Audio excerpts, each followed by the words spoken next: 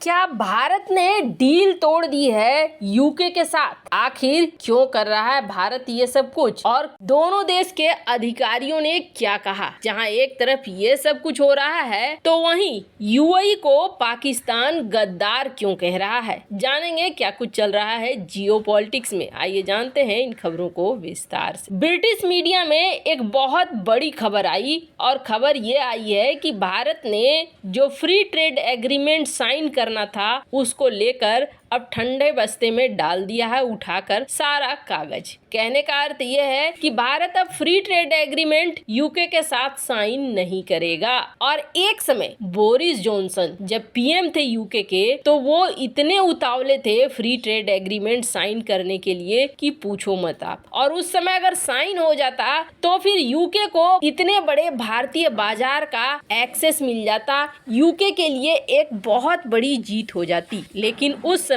ये एग्रीमेंट हुआ नहीं और आगे जब बढ़ गई बात और सत्ता बदल गई, फिर आ गई ब्रेवरमैन, तो इन्होंने कुछ ऐसे ऊटपटांग बयान देने शुरू किए जिससे लगा कि यूके की तबाही के लिए ये पूरी तरीके से तैयार है। फ्री ट्रेड एग्रीमेंट जो पिछले साल दिवाली में ही साइन हो जाता, लेकिन ये फ्री ट्रेड एग्रीमेंट रुक गया और उस समय भारत के सामने शर्त पर शर्त रखने लगा नई सरकार। फिर आई ऋषि सुनक की सरकार और ऋषि सुनक की सरकार आने के बाद ये समझ में आ गया कि ऋषि सुनक अब भारत के साथ फ्री ट्रेड एग्रीमेंट करने को तैयार है। इस दिशा में बात आगे बढ़ेगी और बात इस दिशा में आगे बढ़ने भी लगी। फिर हो गया एक कांड और ये कांड हो गया दूतावास। यूके में जो भारतीय दूतावास है वहां पर खालिस्तान समर्थक लोग पहुंच गए। इन्होंने भारतीय झंडे का अपमान किया और इस पर भारत बुरी तरीके से बौखलाया। भारत के बौखलाने का एक बहुत बड़ा कारण था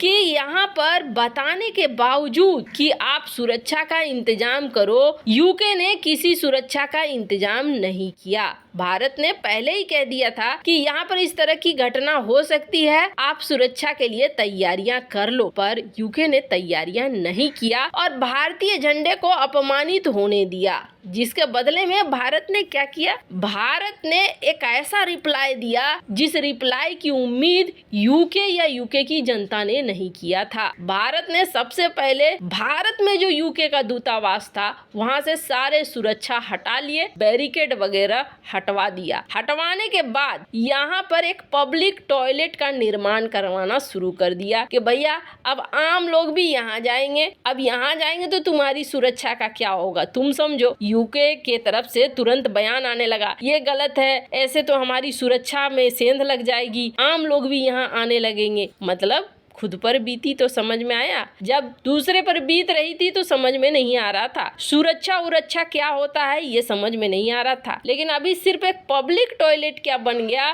समझ में आने लगा कि सुरक्षा की जरूरत होती है सबको। तो पहली बार भारत ने इस तरीके का रिप्लाई दिया यूके को। और आपको बता दें, अगर free trade agreement Bharat cancel कर देता है तो क्या होगा? अभी दुनिया का सबसे खराब देश, बैकवर्ड कंट्री आ रहा है। कौन? तो आपको बता दें, इटली। यूरोप का इटली इस वक्त माना जा रहा है इसकी स्थिति सबसे भयंकर है। हालात यहाँ पे बहुत ही बुरे हैं। और आपको बता दें, यहीं पर एक दूसरा देश भी है जो जुड़ रहा है और वो है ब्रिटेन। यानी इकोनॉमी के मामले में ब्रिटेन में भी हाहाकार मचने वाला है। और ये जो इकोनॉमी डील है, ये इकोनॉमी डील सबसे ज्यादा जरूरी है इस वक्त यूके के लिए। हालांकि यूके की मीडिया में जब ये छपना शुरू हो गया कि भारत ने ये डील तोड़ दी है तो एक हड़बड़ाहट सी हो गई और इस हड़बड़ाहट के बाद भारतीय ऑफिशियल से भी पूछा जाने लगा कि क्या दोनों ऐसा कुछ करने का मन बना रहे हैं कि इस डील पे बातचीत नहीं होगी।